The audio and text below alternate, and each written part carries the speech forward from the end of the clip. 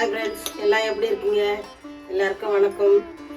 எல்லாம் என்ன எப்படி இருக்கிறீங்க? இந்த வெயில் நல்லா எப்படி ஓடிட்டு இருக்கு? இப்போ நல்லாவும் கிளைமேட் நல்லா இருக்குல்ல. வெயில் முடிஞ்சு இப்போ மழை வந்துருக்கு.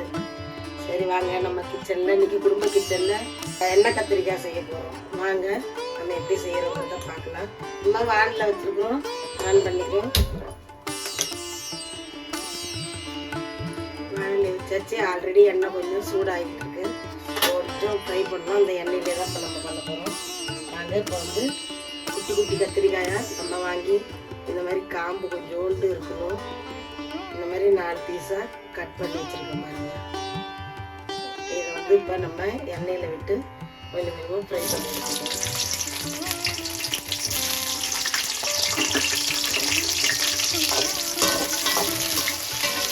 பார்த்தீங்கன்னா ரொம்ப ஃப்ரை ஆக வேண்டியது, கொஞ்சமாக நம்மளுக்கு சின்ன வெந்தாலே போதுமானது. வெந்தால் நல்லா சூப்பராக வெந்துடுச்சு.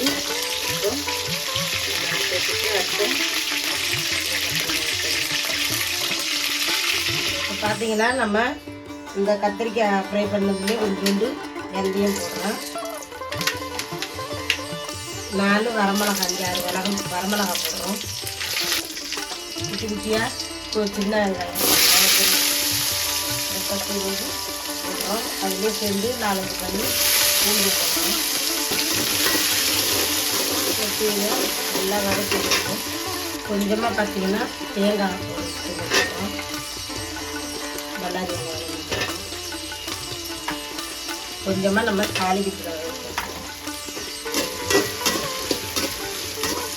பார்த்தீங்கன்னா நல்லா வெங்காயம் வதங்கிடுச்சு. இப்போது நம்ம ஒரு 3 தக்காளி கட் பண்ணி வச்சுருக்கோம். கடையில் போட்டுருவோம்.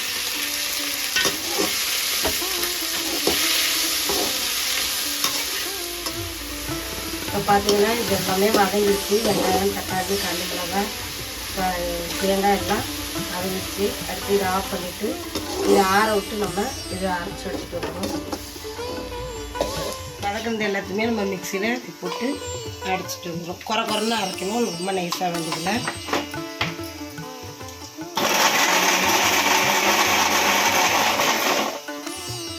பார்த்தீங்கன்னா இந்த அளவுக்கு போதுமானது குறைன்னு. ஏன்னா சின்ன வெங்காயம் போட்டிருக்கோம் இல்லையா, நம்ம பல்லாரி போட்டு அரைக்கலாம். ஆனால் சின்ன வெங்காயத்தை போட்டு அரைச்சிக்க டேஸ்ட்டு நல்லாயிருக்கும். பார்த்தீங்கன்னா அதே வானலில் நம்ம அடுத்தது கொஞ்சமாக எண்ணெய் தாளிக்கிறதுக்கு எண்ணெய் ஊற்றிக்கலாம். அடுத்து கடுகு, கொஞ்சமாக சீரகம், கொஞ்சமாக நறுக்கி வச்சுருக்க பல்லாரி, பச்சை மிளகாய். இப்போ இதையும் அதில் நம்ம சேர்த்துக்கலாம்.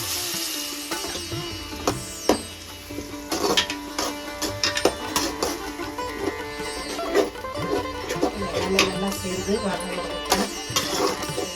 கொஞ்சமாக வீட்டில் அரைச்சி வச்சு குழம்பு மிளகாய் சேர்த்துக்கலாம்.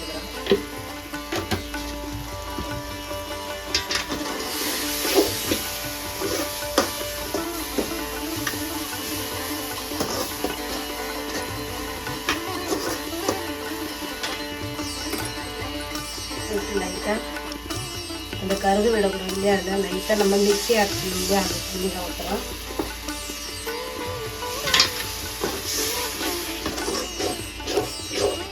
இது நல்லா எண்ணெய் வதங்கிறதுக்காக கொஞ்சமாக தண்ணி விட்டு நல்லா வதங்கிட்டோம். ஆல்ரெடி நம்ம உப்புலாம் போட்டிருக்குறோம். உப்பு போட்டு நம்ம அரைச்சிருக்கிறோம். அப்புறமா நம்மளுக்கு தேவையான தண்ணியை சேர்த்துட்டு திரும்ப நம்ம உப்பு கொஞ்சம் பார்த்துக்கலாம். எவ்வளோ இருக்குன்னு நல்லா கொதிக்கிட்டோம். புளி வந்து ரொம்ப தேவை இல்லைங்க, ஒரு நெல்லிக்காய் சைஸ் அளவுக்குனாலே போதுமானது. அதிகமாக புளி சேர்க்க வேண்டியதில்லை. பார்த்தீங்கன்னா எல்லாம் எண்ணெய் விட்டு அழகாக எண்ணெய் எல்லாம் பிரிஞ்சு வந்துச்சுக்காங்க.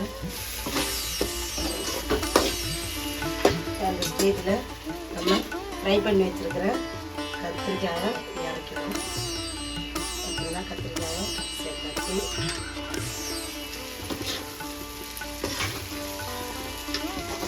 இப்படியே கூட நம்ம தண்ணி சேர்க்காம கூட இப்படியே கூட விட்டு சாப்பிட்றலாங்க. எவ்வளோ டேஸ்ட்டாக பாருங்கள், சூப்பராக இருக்குது பார்க்கும்போது.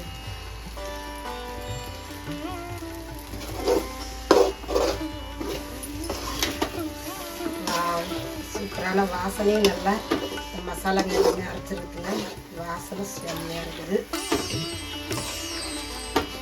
இப்படியே கூட விட்டுட்டு கூட நம்ம வேக சப்பாத்திக்கு, தோசை, இட்லிக்கு, தயிர் சாப்பிட்டு, லெமன் ரைஸ் எல்லாத்துக்குமே சூப்பராக இருக்கும். இப்படி கூட பண்ணுவாங்க.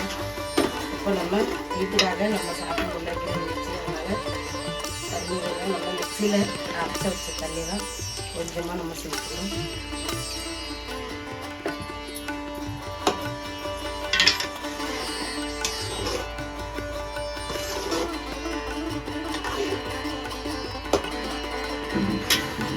கொஞ்சம் புளி தண்ணி சேர்க்கணும்.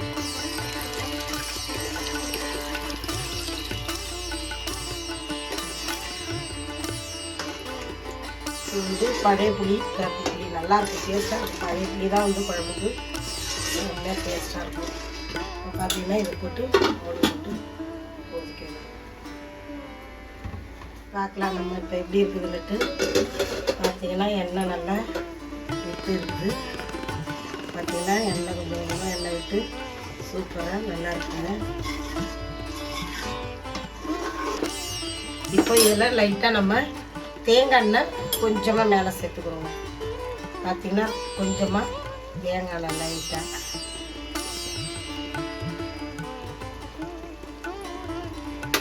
அடுத்தது நம்ம ஜீரகம், வெந்தயம் பவுட்ரு நுணுக்கி வச்சுருக்கிறேன். இந்த ஜீரகம், வெந்தயம் பவுட்ரு எதுக்கு சொல்கிறேன்னு சொன்னீங்கன்னா, இதில் நிறைய பேர் டாக்டருங்க சொல்கிறத பார்க்குறோம்.